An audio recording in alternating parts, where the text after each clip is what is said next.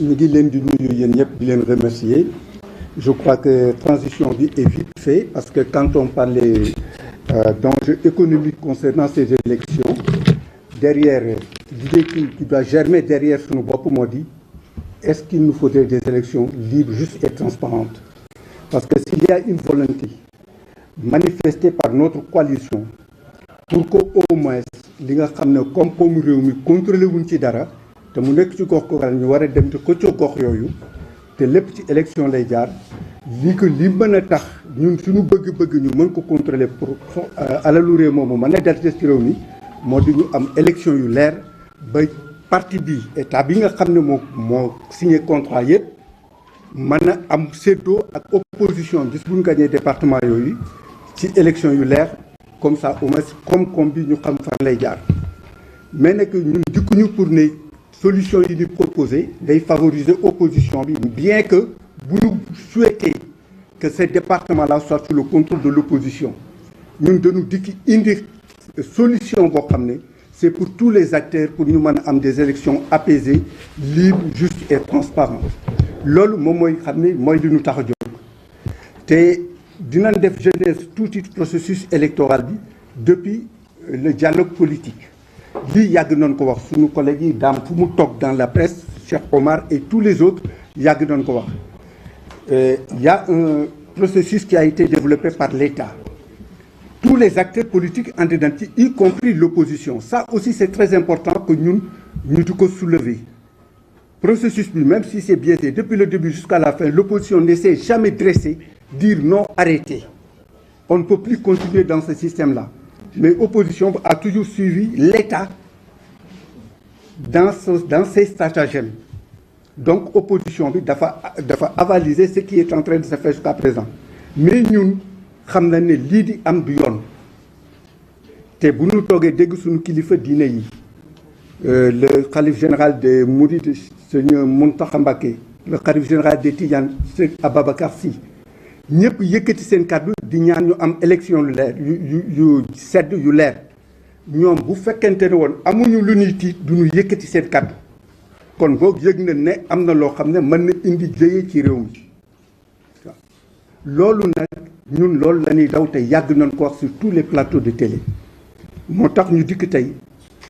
processus bi tey fi ñu toll moo di lan ñu ngi waaj waxutuñu révision des listes électorales yu weesu yëpp duñ ci tudd ñun solution bi ñu indi fii lay dooree pour mën a am élection yu leer d'ici 23 janvier ñu ngi toll ci impression des cartes pour jox ko ñi nga xam ne ñoom ñoo jokkoon ci génn ci révision des listes électorales lu ne mën na ci am ñi bindu mën nañ jot seen carte yi mën nañ ko imprimer yow doo ko jot mais li wóor moo di techniquement fii ñu toll fichier bi au niveau de la DAF fichier bi c'est consolidé parce que buñ ko consolidé woon kenn du wax imprimer carte pas di joxe kon boog tey état bi mënutul am benn lay devant tout le monde lii may wax damay bëgg ku dende xalif généraux yi ñu yeggee ko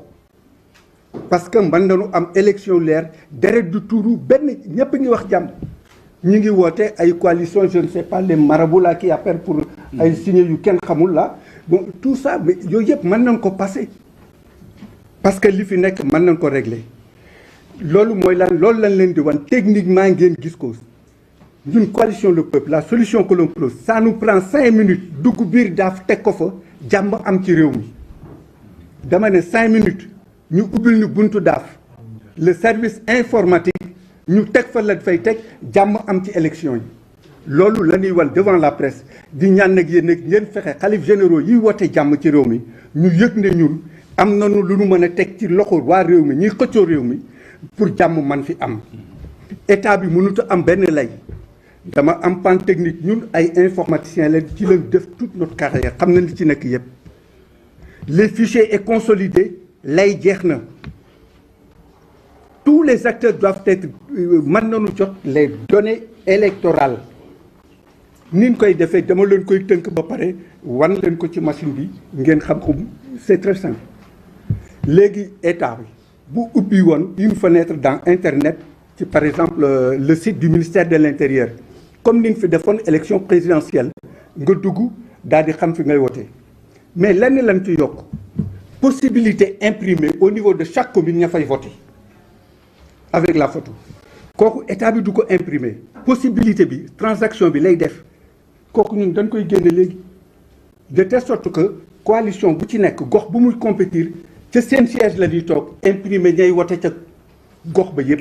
ñoom bu ñu jógee mën nañ dugg xam ku dëkk ci gox bi ku fi war a wote ak ku fi warta wote bala ñu yegg ci élection yi lépp li nga xam ne mooy dëng-dëng dinañ ko xam bu ñu defee évaluation xam ne lii yëf yi yàqu gi ëpp na doole bu jaree ñu pousse élection yi ñu pousse ko ngir jàmm am ci dëkk bi bu ko jarul ñu def mise à jour yi ci war le 23 janvier ñu dem élection loolu lan leen di wan c'est très simple dama ne leen lii ñu wax solution bi ça ne prend même pas 5 minutes état bi amatul lu muy lay sénégalais yi soit état bi moo bëgg jàmm ou bien l'état veut la violence si état bi dafa bëgg jàmm solution bi indi jàmm na ko accepter jàmm am ci réew mi solution boobu lan leen di jox ñu ngi leen di ñaan nga suivre ci tableau bi c'est très simple. Oui.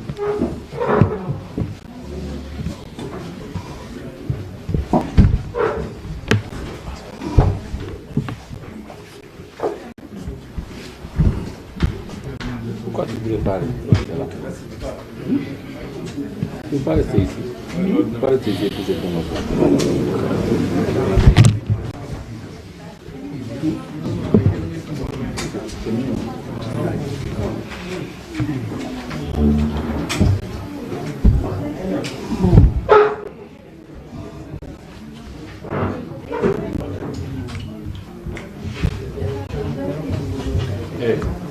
Prends le nom de papa.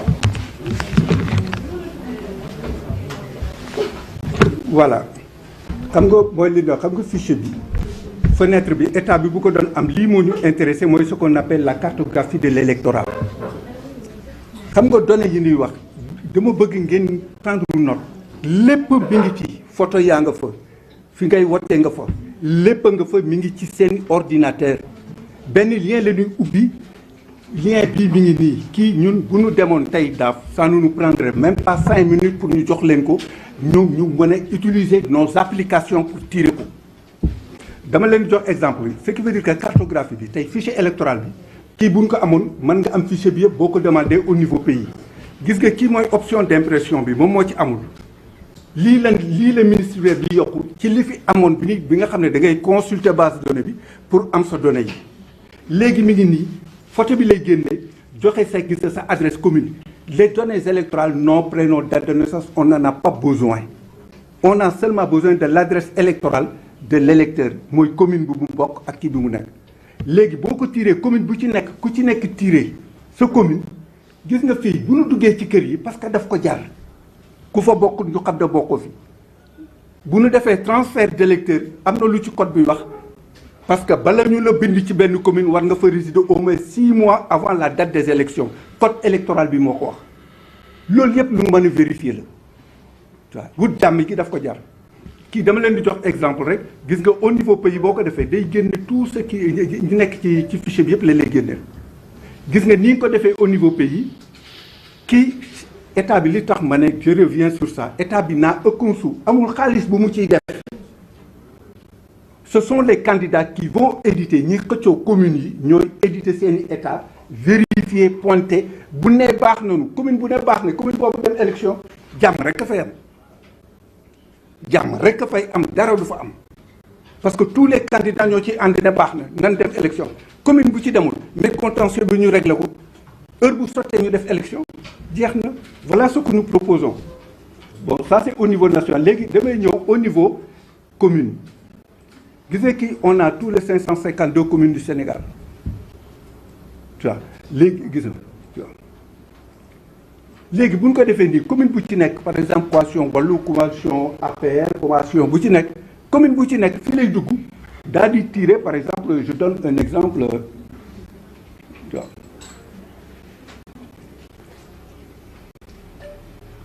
donc c'est un petit kii c'est pour ne pas être trop long pour ngeen am des données kii yu kenn xamul moo tax ñu choisir un petit nombre par exemple je prends la commune de Biscuiterie boo tiré gis nga ñu nekk gis nga sànq liste bi dafa réel mais gis nga boo créé commune bi ñu nekk Biscuiterie rek la lay génne les électeurs de Biscuiterie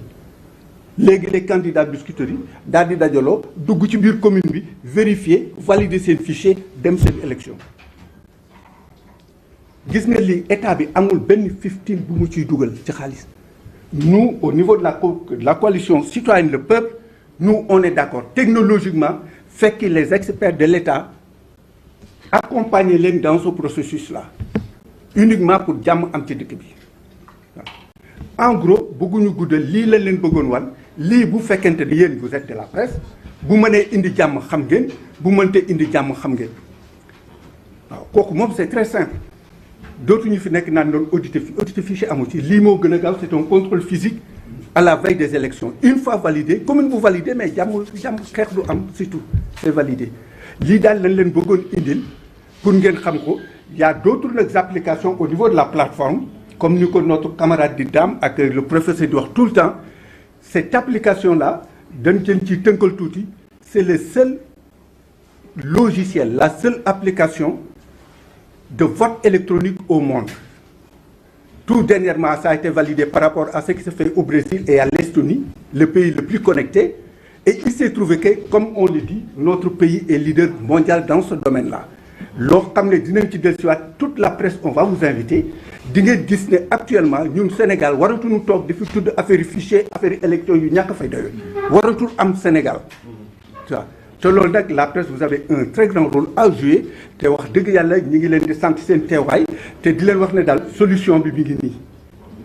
waaw ngeen fexe nag ba kilifa diine yi woote jàmm ñoom ñu yëg ko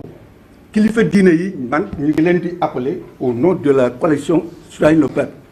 yéen ñi bëgg jàmm solution bu mën a indi jàmm ci élection yi mi ngi nii recevoir woon ngeen ñu à Touba avec tous les chefs dikkaat nañu tey pour indiwaat teg fi loo xam ne mën na indi jàmm. Vraiment, nous vous remercions et je crois que... Bon, oui. Bon, en apportant le pas à notre camarade Clédor qui nous parlait tout à l'heure des enjeux économiques des élections locales, effectivement, quand on parle d'élections, on voudrait que nous puissions avoir des élections libres, justes et transparentes. D'ailleurs, concernant ces élections, nos chefs religieux ont lancé des appels. La chapelle de Touba, de Tivaouane et d'autres, tous, ils ont lancé un cri de cœur, appelant tous les acteurs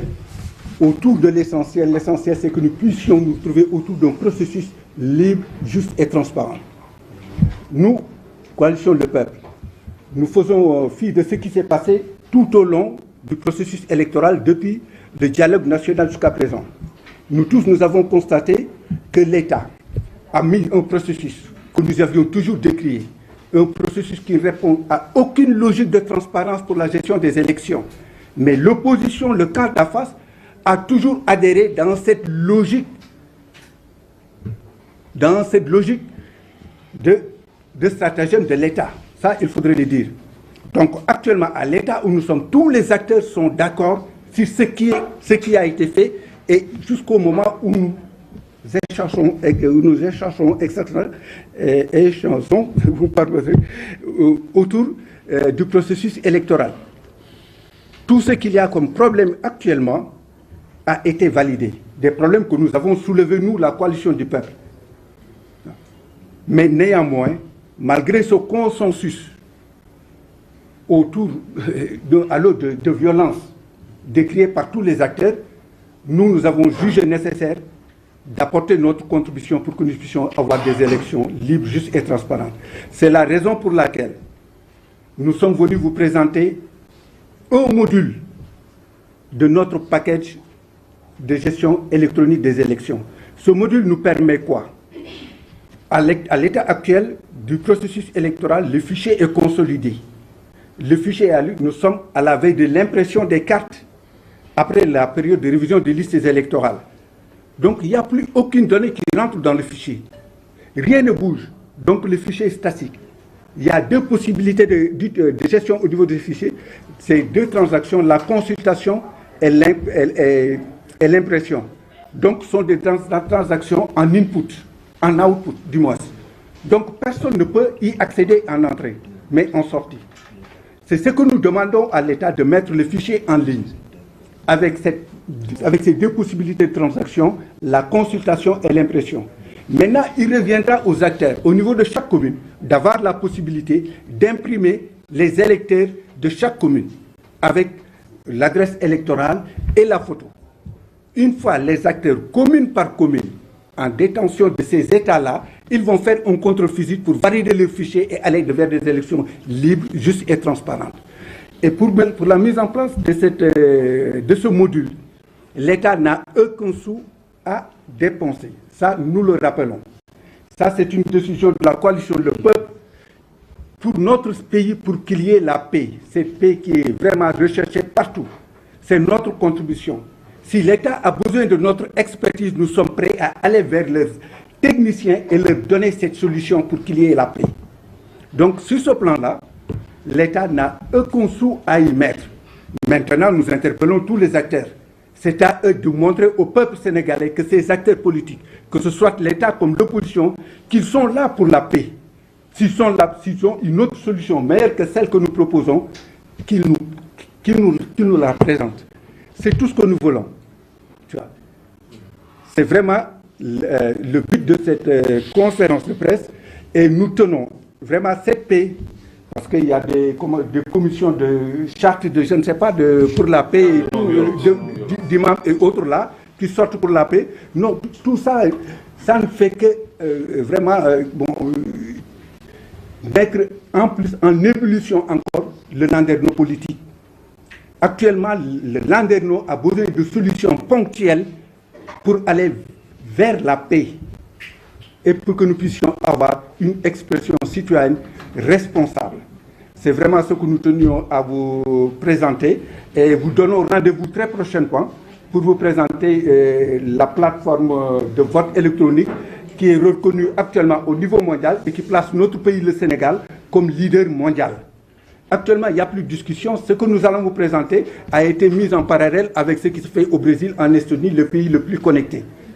Donc là, c'est vraiment... ça n'honore pas la démocratie électorale sénégalaise. Que nous soyons en 2021 au niveau de notre pays, qu'on nous parle de fichier électoral, qu'on nous parle de tout ça. Ça n'honore pas notre pays et notre démocratie et tous les combats qui ont été menés pour en arriver jusque-là.